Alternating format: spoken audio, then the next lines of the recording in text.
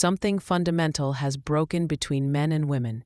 You can feel it in every conversation about relationships, every discussion about marriage, every debate about children. We've reached a point where the two genders are operating from completely different playbooks, and men are finally realizing that playing by the old rules means losing everything. Let me explain why men across the world are done being the understanding, accommodating, self-sacrificing good guys that society demanded we be. The ideological divide between genders has become a canyon. I see it every day in my practice. A man talks about wanting a traditional family structure, not because he wants to oppress anyone, but because he's seen what works. He's immediately labeled as controlling, outdated, toxic. Meanwhile, she wants all the benefits of traditional male provision while maintaining complete. They're the hero and the other is the villain.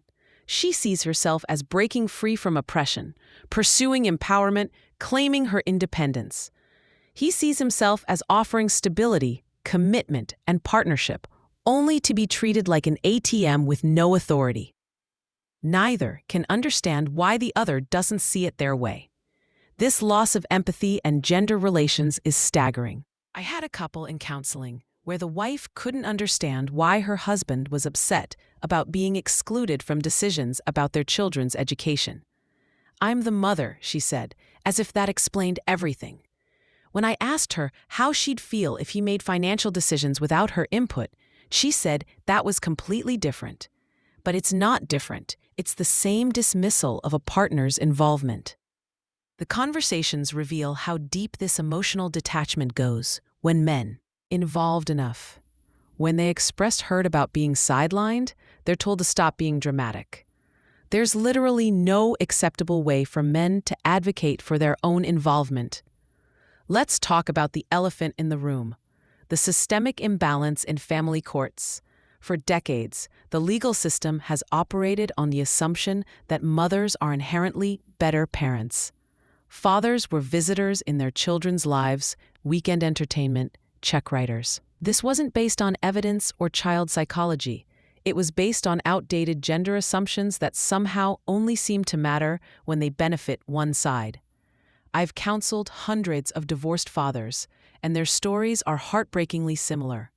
Good men, involved fathers who suddenly find themselves reduced to every other weekend.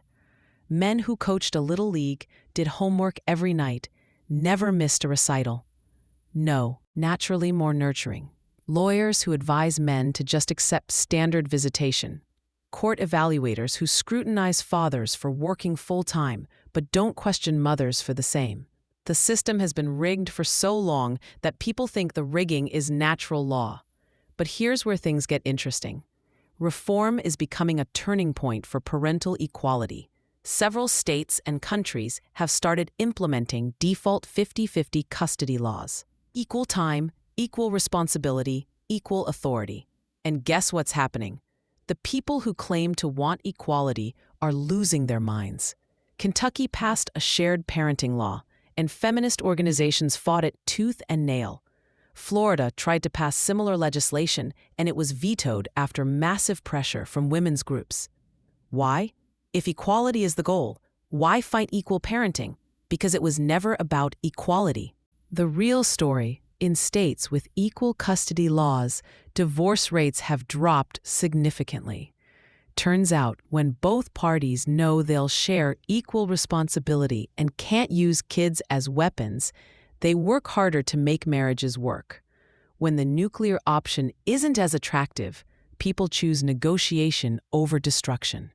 This reveals something important. Many divorces weren't about irreconcilable differences. They were strategic moves enabled by a biased system. When you know you'll get the kids, the house, and financial support, leaving becomes an easier choice. Remove those guarantees, and suddenly people discover they can work through problems. The female control over family dynamics has been institutional policy for decades. Not just custody, but decision-making power. Schools call mothers first. Doctors defer to mothers' wishes, even when fathers are equally involved. I see this control play out in intact marriages, too. She makes unilateral decisions about the children's activities, education, medical care, then tells him about it afterward. If he objects, he's controlling. If he wants input, he's undermining her maternal instincts. The message is clear. Fathers should provide resources, but not opinions.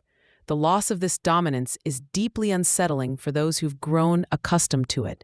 When men start demanding equal say, equal time, equal authority, it's framed as an attack on motherhood itself, but it's not. It's simply asking for the equality that's been preached but never practiced when it comes to parenting. The myth of male danger is one of the most destructive narratives in our society. We've been conditioned to see fathers as potential threats to their own children. Every man in a park with his kid is viewed with. Statistics tell a different story than the narrative. Mothers are statistically more likely to abuse children than fathers. Mothers' boyfriends, not biological fathers, pose the highest risk to children. But these facts don't fit the story, so they are ignored. Instead, we operate on the assumption that children are safer away from their fathers, despite all evidence to the contrary. This cultural conditioning runs so deep that even men internalize it. Fathers doubt their own ability to parent. They defer to mothers even when their instincts are right. They accept being treated as babysitters in their own homes. The programming has convinced everyone, including men themselves, that they're secondary parents at best. The institutional and media bias is overwhelming. Watch any family court drama. Read any article about custody disputes.